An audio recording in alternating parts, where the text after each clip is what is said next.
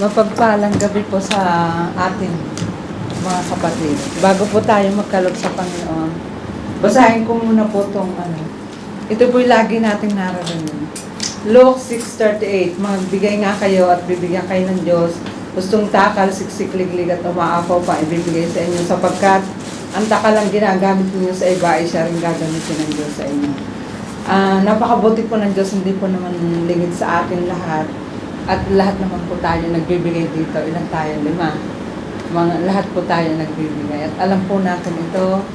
At napakabuti po ng Diyos kasi siya po yung nag-utos ng salitang ito na tunay nga po na siya po yung nakakita at nakakaalam po ng ating mga pagdating po sa pagbibigay, mga pinagkakalog po natin.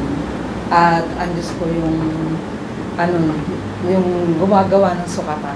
At napakabuti po ng Diyos kasi siya yung nag-utos, siya rin po yung gumagawa ng kaparaanan kung ano po yung magiging result talaga ng mga ginagawa natin. At ayun po, yung mga bagay na ito po ay talagang hindi po talaga mawawala ng kabuluhan lahat yung mga ginagawa natin higit po sa Panginoon. At bago po tayo magbigay, manalangin po. Dakilang makapangyarihan sa lahat, maraming pong salamat. Dahil kayo po yung Diyos na patuloy po na nagpapaunawa sa amin sa pamamagitan ng inyong salita. Salamat, Ama, sa kagandahan loob nyo na patuloy nyo pong ipinagkakalob po sa amin. Salamat po, Ama, nararanasan po namin ito.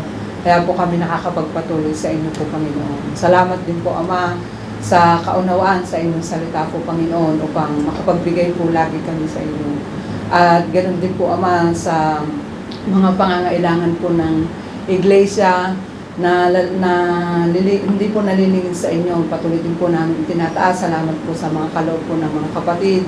At ganoon din po, Ama, sa mga hindi po nagkakaloob ng nais niyo po, kayo po yung patuloy na humingi po sa kanilang puso.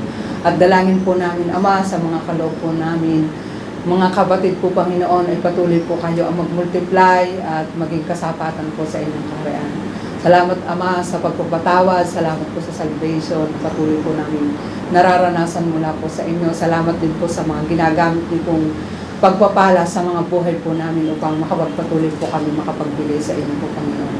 At salamat din po, Ama, sa mga pinagkaloob niyo din po, Panginoon, na mga resources sa aming mga kapatid, na kayo po yung patuloy na mag-extend po, Panginoon, ng mga pagpapala din po sa kanila upang makapagpatuloy din po silang makapagbigay sa inyo po, Panginoon. Maraming po salamat.